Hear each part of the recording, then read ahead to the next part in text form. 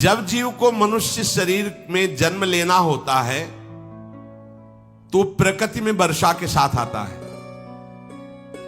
प्रकृति में वर्षा के साथ आया और फसल में मूली, गाजर, गेहूं, अन्न, इनमें वो जीव प्रवेश करता है और उसे माता पिता दोनों पाते हैं। तो सप्तम धातु वीर के रूप में परिणित होता है जीव। वो वीर कण के रूप में माता के उदर में जब प्रवेश करता है तो एक रात्रि में मां का और पिता का दोनों का वो जो वीर मिलता है, उस रज और वीर के मिलने से एक कलल सा बनता है। 5 रात्रि व्यतीत होने के बाद एक बुदबुदा सा बनता है। 10 रात्रि व्यतीत होने के बाद एक बेर की सी आकृति होती है।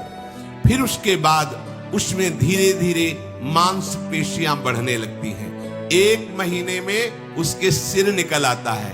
2 महीने में हाथ पांव अंगों का विभाग होता है। 3 महीने में नख, रोम, अस्थि, चर्म, स्त्री पुरुष के चिन्ह प्रकट हो जाते हैं। 4 महीने में मांसादि 7 धातुएं प्रकट हो जाती है। 5वें महीने में चेतना जागृत हो जाती है। जैसे अपने चेतना, ऐसे 5वें महीने में गर्भस्थ शिशु की चेतना जागृत हो गई। जीव है पर चेतना 5 महीने बाद मां के गर्भ में जागृत। अब उसे भूख लगती है, प्यास लगती है, वहां की तापमयी जलन, पीड़ा, छोटे छोटे कीड़ों के द्वारा काटना। 6ठे मास में झिल्ली से लपटा हुआ मां की दाहिनी कोख में कीड़े की तरह तड़पता है। उस समय माता को कड़वे और खट्टे पानी की लालसा होती है, जिससे उसके अंगों में जाकर भयंकर जलन होती है। यह है भोग। वो कृमि कीड़े की तरह तड़पता है। मलमूत्र के गड्ढे में बीच में झिल्ली में बंधा हुआ वो जीवात्मा सुकुमार तो होता है, वहां के कीड़े उसे नोचते छोटे छोटे, वो तड़पता है। माता प्रसन्न होती कि जब बच्चा हिलता है, बोले है उसकी दुर्गति हो रही, वहां भयंकर कष्ट पा रहा है। ऐसा क्लेश होता है कि क्षण क्षण में बेहोश होता रहता है। माता के खाए हुए कड़वे, तीखे, गरम, नमकीन, रूखे, खट्टे, यही पदार्थ पाने की इच्छा होती है माता, क्योंकि उसको भोग भोगना है। उसके कोमल शरीर में भयानक पीड़ा होती है जब माता ऐसे पदार्थ खाती है। गर्भाशय की झिल्ली में लिपटा हुआ, आंतों और मलमूत्र से घिरा हुआ सिर, पेट की और पीठ और गर्दन एक कुंडलाकार, ऐसे कंकड़ जैसा, ऐसी आकृति गर्भस्थ शिशु की होती है। पिंजड़े में बंद पक्षी के समान पराधीन, ना तो वो हिलडुल सकता है ना बोल सकता है। बड़ा असमर्थ दुख को भोग रहा है। चेतना पूरी है। इसी समय भगवान द्रवित होकर उसे ज्ञान देते हैं, गर्भस्थ शिशु को, सबको। जे उसे ज्ञान होता है तो सैकड़ों जन्म के कुकर्मों से याद आते हैं, सैकड़ों जन्म के। ओहो, ये मेरे कर्म का ही फल, मैंने ऐसे कर्म किए इसलिए दुख भोग रहा हूं। बेचैन हो जाता है, कैसे निपट पाऊंगा, सैकड़ों जन्म के कर्म जमा है। अब महान अशांति उसके हृदय में, उस शरीर में भयंकर पीड़ा। कुंडलाकार शरीर है, हिल भी नहीं सकता है, बस कीड़े काटते, बड़ी तड़पन, बड़ी जलन, भूख प्यास की जलन। अब एक और भयानक जलन हुई, उसे स्मरण हो जाता है कई जन्मों के, सैकड़ों जन्मों के पाप कर्मों का। 7वां महीना आरंभ हुआ कि ज्ञान का उन्मेष हो गया।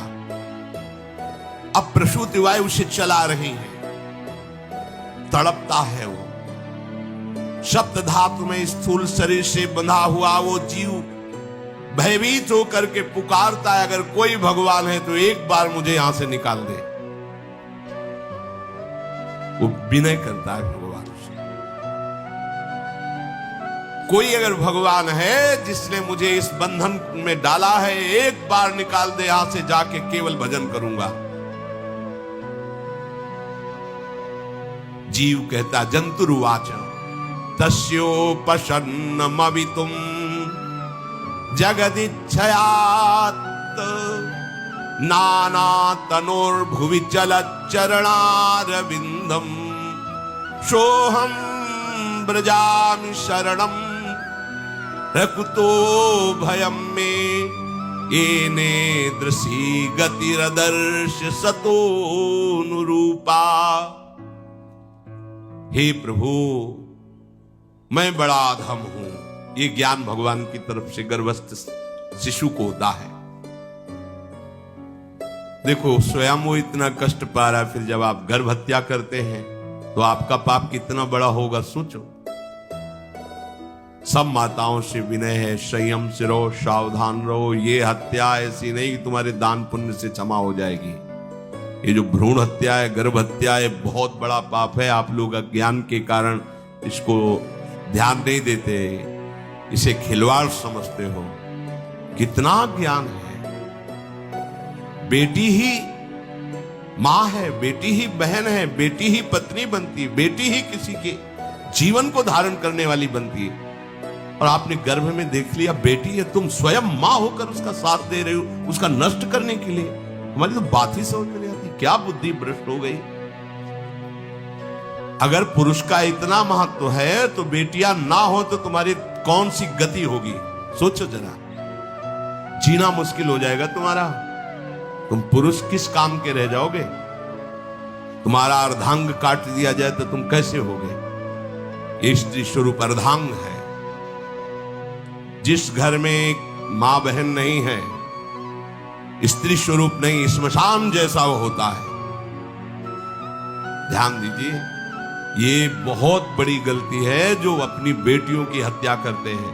ये वो पाप है जो अक्षम्य अपराध है। स्त्री हत्या करना शास्त्रों में बहुत बड़ा पाप कहा गया है। फिर वो तो बच्चा है, बिल्कुल नहीं। जिनसे हो गया है, श्रीमद् भागवत का सप्ताह मूल संस्कृत से सुनो और भगवान से प्रायश्चित प्रार्थना करो कि हे नाथ, भूल से गलती हो गई, दूसरा कोई उपाय नहीं। ध्यान से समझ लीजिए, तुम्हारे भ्रूण हत्या गर्भ हत्या के पाप को नष्ट करने में एकमात्र श्रीमद् भागवत समर्थ है, दूसरा कोई नहीं। कोई दान पुण्य तीर्थ स्नान तुम्हें क्षमा नहीं कर पाएगा। यह ऐसा महापाप है।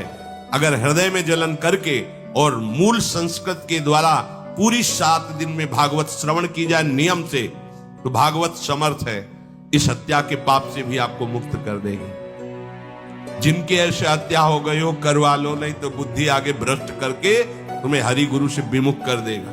ये पाप ऐसा नहीं कि तुम्हें 2-4 माला घुमाने से क्षमा हो जाएगा। ये महत अपराध है। सबकी समझ में नहीं आता, समझ जाओ, नहीं तो आप जहां भी हो वहीं से भ्रष्ट कर देगा। ये अपराध नष्ट नहीं होगा।